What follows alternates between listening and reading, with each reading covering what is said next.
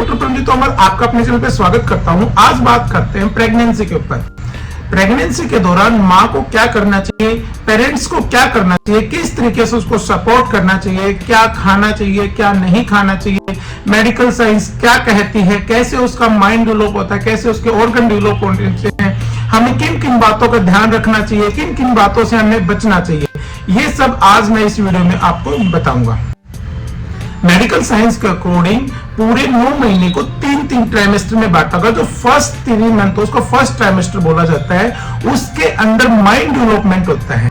जो second, third, fourth, fifth और 6th month होता है उसको सेकंड ट्राइमेस्टर बोला जाता है, जिसके अंदर बच्चे के ऑर्गन्स डेवलपमेंट होते हैं, जैसे हार्ट, किडनी, लिवर से जॉइंट्स, बोन्स, ये सब सेकंड ट्राइमेस्टर में डेवलपमेंट होते हैं।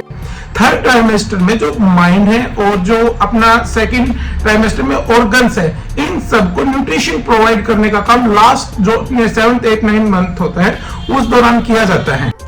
फर्स्ट ट्राइमेस्टर जब से आपको पता चला कि प्रेगनेंसी है, आपका यूपीटी टेस्ट पॉजिटिव आया है, तो माँ को फर्स्ट डे से ये चीज महसूस होना चाहिए कि उसका माइंड बिल्कुल शांत रहना चाहिए। किसी तरीके का लड़ाई झगड़ा या कोई गुस्सा या कोई डिप्रेशन माइंड में नहीं होना चाहिए। आपको बिल्कुल एकदम शांत वातावरण में रहना चाहिए। आप बच्चे का माइंड जैसे चाहते हो वो फर्स्ट ट्राइमेस्टर में उसका डेवलपमेंट हो चुका होता है। लेकिन आजकल हम क्या करते हैं कि सोचते हैं कि पहले 3 महीने में क्या होता है, लेकिन पहले 3 महीने का ही पूरी बच्चे की लाइफ डिसाइड करती है कि उसका माइंड सेट कैसा रहता है। जो औरत वो बोल देती है कि अभी तो पहला दूसरा मंथ ही है, अभी कोई किसी चीज की कोई जरूरत नहीं है, कोई काम करने की जरूरत, कोई काम ऐसा करते रहना चाहिए, उसके साथ लड़ाई झगड़ा, हस्बैंड के साथ लड़ाई झगड़ा या फिर पूरी फैमिली के साथ लड़ाई वगैरह चलती रहती है। बट इससे बिल्कुल अवॉइड रहना चाहिए। बिल्कुल फर्स्ट ट्राइमेस्टर जो होता है, पहले 3 महीने होते हैं, उसके अंदर माइंड का डेवलपमेंट होता है। जैसा बच्चे के या माँ के साथ जैसा बिहेवियर किया जाता है, बच्चे का माइंड वैसा ही सेट होता है, वैसे ही आगे चल के उसकी लाइफ में माइंड सेट रहता है। सेकेंड ट्राइमेस्टर में बच्चे के ऑर्गन्स डेवलपमेंट होते हैं। ऑर्गन्स में जैसे हार्ट हो गया, इंटेस्टाइन होगी, लंग्स हो गए, माइंड होगी, बोन्स होगी या फिर मसल होगी, जितने भी हमारे बॉडी के अंदर ऑर्गन है, एक सेकंड ट्राइमेस्टर में इनका डेवलपमेंट होता है। किसी भी तरीके का डिप्रेशन, एंजाइटी, फियर या कोई ऐसी फैमिली इंसिडेंट होता है तो उसके ऑर्गन्स में अफेक्ट पड़ता है। तो इसलिए हमें चाहिए कि जो सेकंड ट्राइमेस्टर में बच्चे की माँ का पूरा से पूरा ध्यान दिया जाए।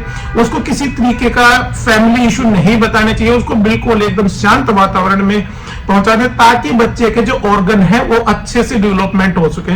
आपने देखा होगा भी आजकल जो बच्चे हैं, किसी का हार्ट में प्रॉब्लम है, किसी की किडनी में प्रॉब्लम है, ये सब सेकंड ट्राइमेस्टर की वजह से हो, क्योंकि बच्चे की माँ के अंदर वो सेकंड ट्राइमेस्टर में कोई ऐसा इंसिडेंट आया है जिसकी वजह से उसको आज ये फेस करना पड़ रहा है। सेकंड ट्राइमेस्टर में माँ को चाहिए बिल्कुल हेल्थी खाना, ज्यादा से ज्यादा बुक पढ़नी चाहिए ताकि माइंड सेट, माँ का जो माइंड सेट होता है वैसे ही बच्चे का सेकंड ट्राइमेस्टर में ऑर्गन्स का डेवलपमेंट होता है। तो जितना ज्यादा हेल्दी खाना खाओगे उतने बच्चे के ऑर्गन अच्छे और हेल्दी बनेंगे। जितनी ज्यादा बुक्स पढ़ोगे उतना स्ट्रॉन्ग बनेगा, ताकि आपका माइंड सेट स्ट्रॉन्ग है तो बच्चे का भी माइंड सेट स्ट्रॉन्ग रहेगा। लेकिन आजकल हो उससे अपोजिट रहा है। जैसे प्रेगनेंसी हुई वैसे ही घर के लड़ाई झगड़े ये सब बढ़ जा रहे हैं। बच्चे की माँ का जो माइंड है वो बिल्कुल शांत रहेंगे, पता नहीं किन किन इंसिडेंट से उसको गुजरना पड़ता है, और उसी तरीके से बच्चे का बॉडी या माइंड उसी तरीके से उसका डिपेंड करता है। थर्ड मंथ जो लास्ट मंथ होता है उसमें न्यूट्रिशन का काम करते हैं। जितने भी माइंड है, ऑर्गन है, वो उनका डेवलपमेंट हो चुका है। अब उसको चाहिए पावर, नरिशमेंट। तो उस टाइम पे बच्चे की माँ को चाहिए बिल्कुल रेस्ट करे, काफी हद तक अपने घर पे रहें। पहले के और बच्चे भी 8वां महीना चल गया, कहीं बाहर नहीं जाना, ना मायके में ना कहीं बाहर। वो इसलिए बोला जाता है क्योंकि उस टाइम पे बच्चे की जो ऑर्गन्स है, माइंड है, उसको नरिशमेंट किया जाता है कि वो अच्छे से डेवलप हो चुके, बन तो हो चुके हैं, लेकिन उससे उस दौरान वो उसका डेवलपमेंट का काम, जितना ज्यादा न्यूट्रिशन बच्चे माँ रेस्ट करेगी उस दौरान जो भी वो खाती है तो वो प्योर न्यूट्रिशन बच्चे के पास पहुंचता है, और उसी पे डिपेंड करता है कि बच्चे का जो बॉडी है वो किस तरीके की होगी।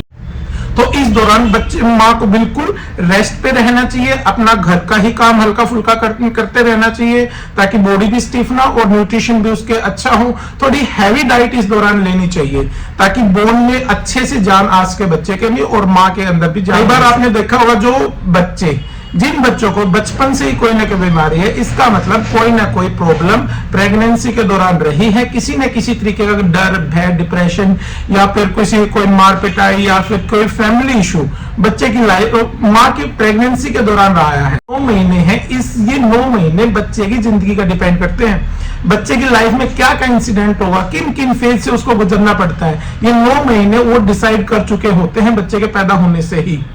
प्रेगनेंसी कोई खेल नहीं है, बच्चे की पूरी जिंदगी डिपेंड है।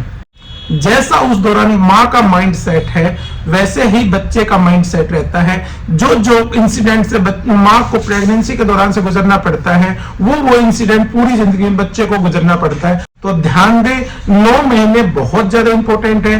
उस दौरान जितना शांत रह सको, जितना ज्यादा अच्छा खाना खा सको, जितनी ज्यादा अच्छी बुक्स पढ़ सको, हमारे पुराने ग्रंथ जितने ज्यादा पढ़ सको, बच्चे का माइंड, बच्चे की बॉडी उसी के अकॉर्डिंग ढल जाती है और बच्चा बहुत अच्छी जिंदगी जीता है।